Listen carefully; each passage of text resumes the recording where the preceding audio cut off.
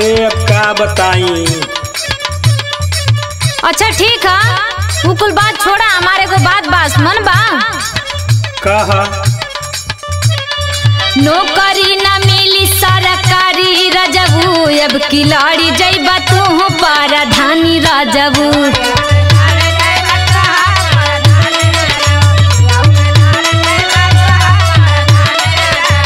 पाराधानी रजबू हो, पाराधानी रजबू हो, पाराधानी रजबू, अब खिलाड़ी जइबा तू पाराधानी रजबू।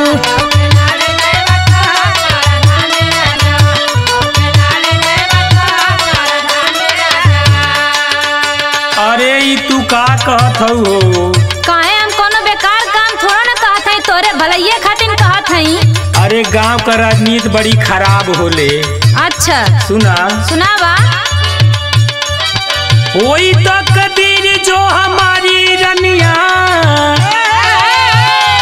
होई तो कदीर जो हमारी रनिया, हमका मिल जाई काम सरकारी रनिया।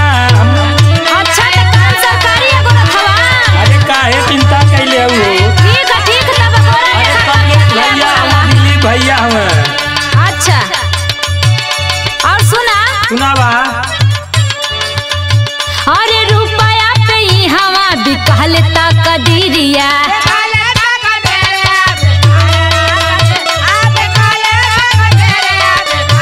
तो बात सही है, कहते हो।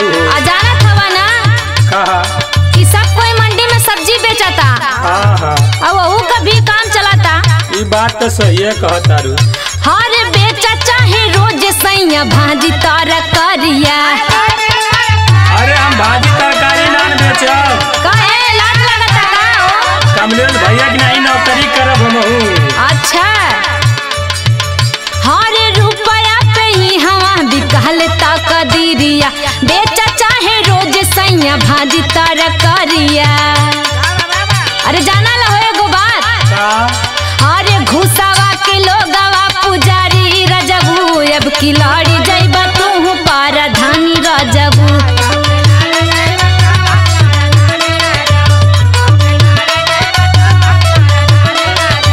पाराधानी रजबू हो, पाराधानी रजबू हो, पाराधानी रजबू, अब खिलाड़ी जइबा तू पाराधानी रजबू।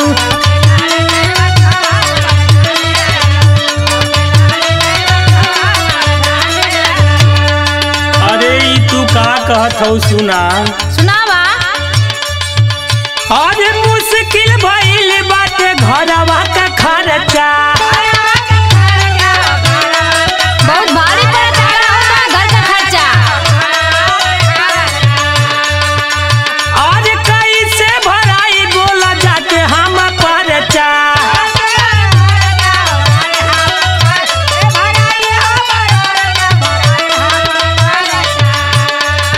सुनावा। बड़ी महंगाई न हो। यही नाते न कहत हई। तो सुना। ठीक है। अरे मुश्किल भइल बाटे घरवा के खर्चा, कैसे भराई बोला जाके हम परचा। सुना। हाँ हाँ। अरे लइका रोए न पारी रनिया, हमका मिल जाई काम सरकारी रनिया। ठीक बा बोला। देखा कहिया सरकारी नौकरी पावेला। एगो बात बताई हो। कहा अरे हमारी तू बेच दे बना थुनी हंसुलिया। अरे रहा दो आगे काम दे। आगे काम दे, घर में खर्चा रहबा न करे, आगे का गोरा। और सुनावा। अरे जीती हा चुनाव राजा कीनी हा झुलनिया। समझ में आवता ना? अच्छा अच्छा।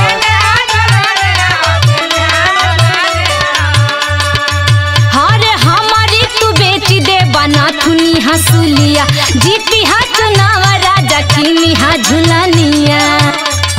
एगो बात बताई। कहा आई कमलेश भैया से तनी कुछ हाथ उधारी लेला। अच्छा अच्छा। हाँ हारे ले बा कुछ हाथ उधारी रजबू, अब खिलाड़ी जैता तू पाराधानी रजबू।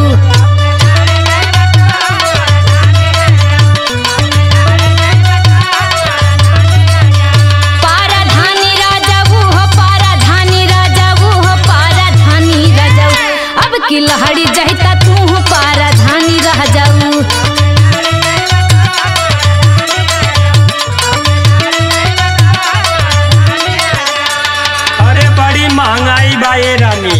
हाँ हाँ सुना सुनावा। आज नहीं होई तना से काम गोरी चालू। चालू हो जायो।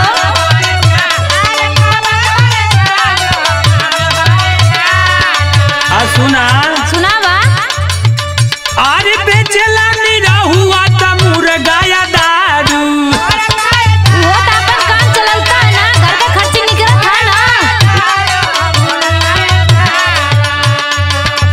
आज होई नहीं तना से काम गोरी चालू। बाटेला निरहुआ त मुर्गा या दारू।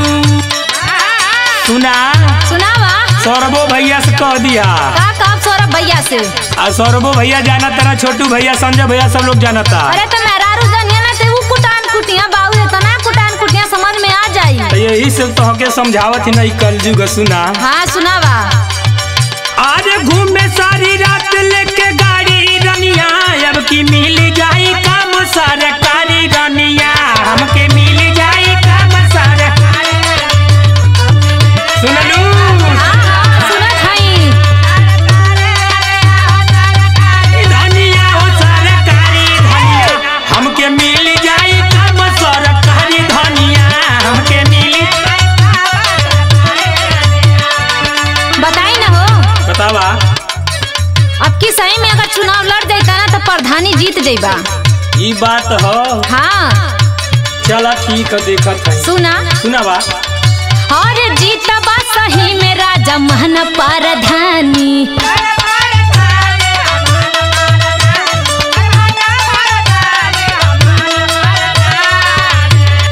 कवि प्रमोद जी से परिचय पुरानी।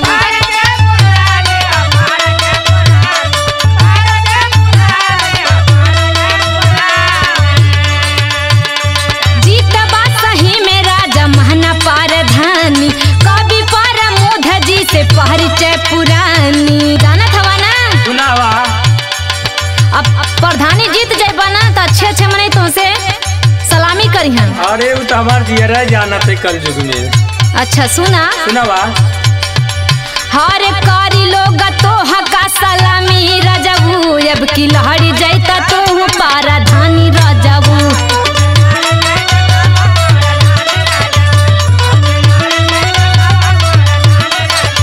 प्रधानी रजबू हो, प्रधानी रजबू हो, प्रधानी रजबू। अब की लहरी जाइता तो प्रधानी रजबू।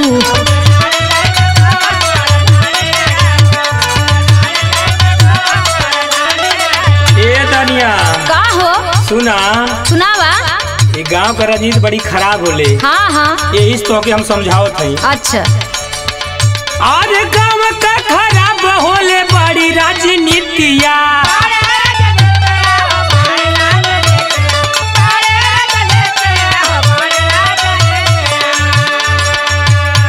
केहू का बड़ो झगड़ा, केहू के हो भीतिया।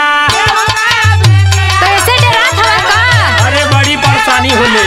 अच्छा सुना। सुनावा।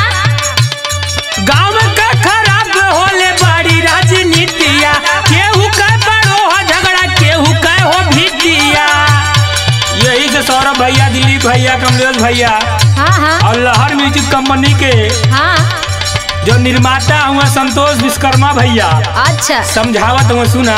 ठीक है सुनावा। अरे केहू का